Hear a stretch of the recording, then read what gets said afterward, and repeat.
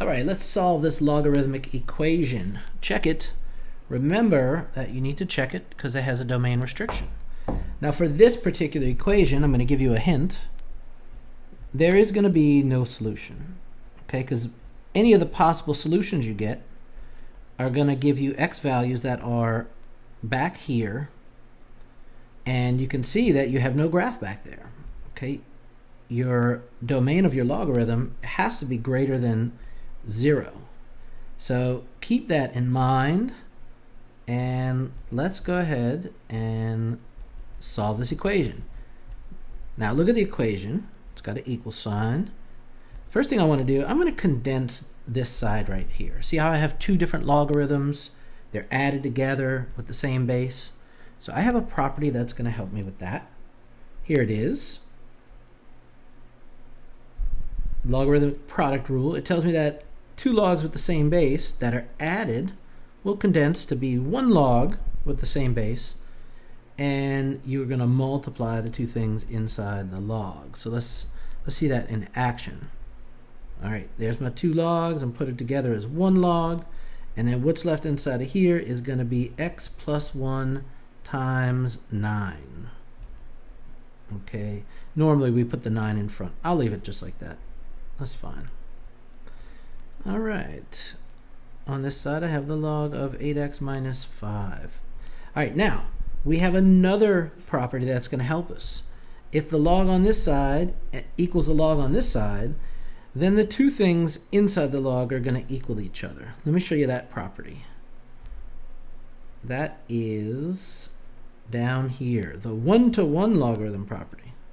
Okay, so if the logs have the same base, and it's a log of m equals a log of n, then m equals n.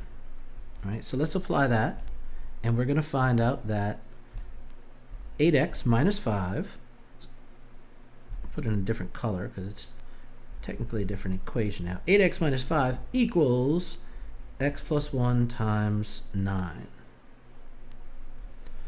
All right, and now this is a linear equation that I can solve. Let's go ahead and solve it. Step 1, distribute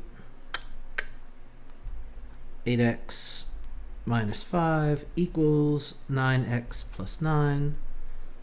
Combine like terms. Variables to the same side. Let me move my 8x. No more x's on the left. Only x's on the right. So negative 5 equals x plus 9. And one more step to get my grumpy x by itself. Let's isolate that x by subtracting 9 on both sides. And now you'll see that x is by itself on the right-hand side. So negative 14 equals x. Now you're happy you did all that work. You went from logarithms, and you got an answer. X equals negative 14. But don't forget, when you're solving a logarithmic equation, Check it! that's right, boys. We have to check it. So let's take this answer, let's check it, and make sure that it's not part of my domain restriction.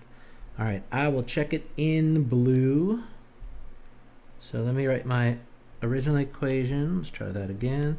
Let me write my original equation down over here to the right. See if I can do a little computer magic. Copy it, paste it, shrink it down a little bit. There we go. Okay, here's my original equation. What I'm going to do is I'm going to plug in for x here and x here. And I'm going to plug in a negative 14.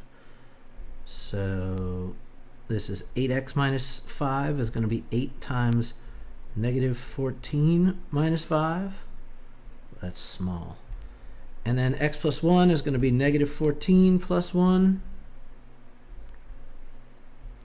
All right, I can do that. So we have the log of 8 times negative 14. 8 times negative 14. On my calculator here. That is the log of negative 112 minus 5 equals the log of negative 14 plus 1 is negative 13 plus the log of 9. So we have the log of negative 117 And at this point we can say that this does not work, because you can't have the log of a negative number. It doesn't happen. So at this point right here, you're saying, nope, that does not work. So what we see is our only possible answer, this negative 14, is not actually an answer. So what is the answer to this one? No solution.